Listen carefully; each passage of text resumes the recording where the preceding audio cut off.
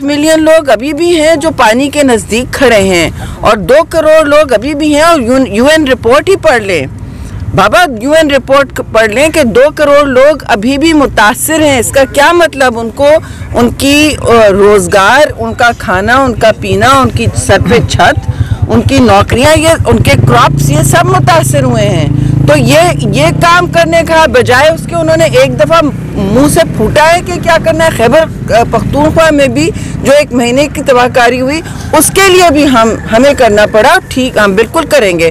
वफाक में की जिम्मेदारी, और हम सारी वफाकी पार्टियां हैं, ये तो कोई कह नहीं सकता कि हमने काम नहीं किया। और ये हम आगे भी, हम इस तरह की सियासत नहीं करते कि मुल्क में खलीज हों, मुल्क में लोग बट जाएं और नफरतों का एक कारवान फिर उबल पड़े। ये इस वक्त मुल्क को इसकी जरूरत है। इस मुल्क को इस वक्त जोड़ने की, और जो घाव लगाए हैं उन जख्मों में हमने इस वक्त मरहम लगाना है और आहिस्ता आहिस्ता मुल्क को अपने पैरों पे खड़ा कराना है। भाई, सिंध में और बलूचिस्तान में 3-3.5 करोड़ लोग सैलाब से मुतासिर हुए। कोई उन्होंने भूटे मुंह उनकी पूछी है? किसी ने पूछा है पीटीआई वालों ने कि क्या तबाहकारियां सैलाब की हुई हैं? कि माहौलियात की तब्दीली के बारे में उन्होंने कुछ कहा है? उन्होंने 1-2 टेलीथॉन्स करके गायब हो गए।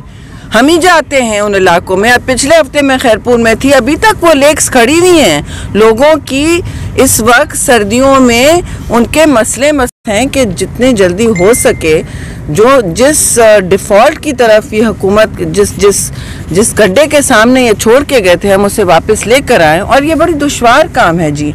इन्होंने 70 साल का काम 4 साल में कर डाला, जो तबाहकारियाँ कोई नहीं कर पाया। और इस वक्त भी आप देख रहे हैं दहशत गर्दी के भी अलम वापस नज़र आ रहे हैं, उनके असरात बलूचिस्तान में नज़र आ रहे हैं, खैबर पख्तूनख्वा में नज़र आ रहे हैं। तो बहुत नाजुक मौका है पाकिस्तान के लिए, और इसीलिए हम मोहतरमा शहीद की याद इस वक्त ख़ास ताज़ा होती है, क्योंकि इन सारे चीज़ों के सामने वो डट के खड़ी थी। 4 साल में जो कर्जे लिए वो दुगने थे किसी भी हुकूमत के होते हुए। यानी 70 साल में पाकिस्तान का कर्जा 28 बिलियन अरब था, ठीक है, अरब था, 100 अरब था। और ये जब गए हैं 4800 अरब था।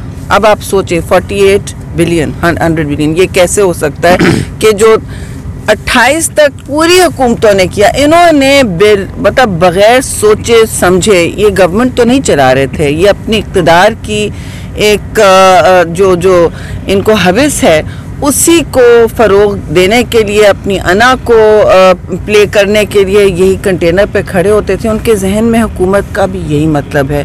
तो इनकी जो तबाहकारियाँ हैं, और हम बहुत कॉन्शियस हैं कि अवाम किस दबाव में है, फूड इन्फ्लेशन का क्या हाल है, पेट्रोल गैस की क्या कीमतें हैं, ये सब देखिए हम रोज़ बात करते थे। जैसा ये दिल पे ये बिल्कुल लगता है।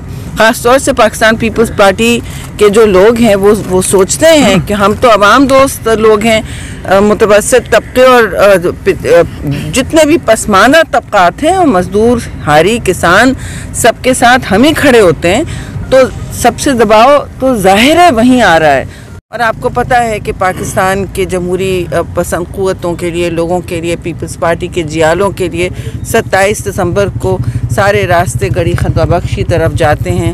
तो हम इसी सफ़र पर गामज़न हैं, और उन्होंने जो हमें मशअल राह दिखाई है उसी पर रहेंगे।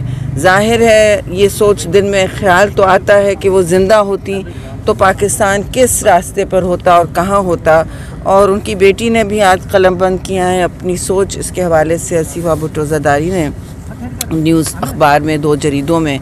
तो इंशाअल्लाह हम आज तजदीद वफ़ा भी करेंगे, उनकी शहादत की बात भी करेंगे, और उनके साथ अपना हमारा जो तो दिल का रिश्ता है मेरा है कि 27 दिसंबर को पाकिस्तान पीपल्स पार्टी के लिए और सारे जमहूरी पसंद जो अब लोग होते हैं दुनिया भर में, और ख़ास तौर से पाकिस्तान में, उनके लिए ये दिन एक बहुत अहम और हमारे लिए काला दिन होता है, क्योंकि हमसे हमारी आलमी पाए की लीडर छीन ली गई, और उनकी शहादत इंसानियत के कत्ल के मुतरादिफ है। वो खड़ी थी और सबके सामने इलेक्शन कैंपेन में उन्होंने कोई झिझक नहीं दिखाई, कोई पीछे नहीं हटी। उनकी दिलेरी इस कदर उनको कदावर छोड़ गई है सबके लोगों, सबके दिलों में और जहन में, कि हम देखते रहे कि उन्होंने बिल्कुल इसी तरह सूरज के सामने खड़े होके चेहरा अपना सामने करके दहशतगर्दी को ललकारा। कहा कि पाकिस्तान में अगर कोई झंडा लगाता है जो पाकिस्तान का अलम नहीं है तो वो उन्हें भी देख लेंगी।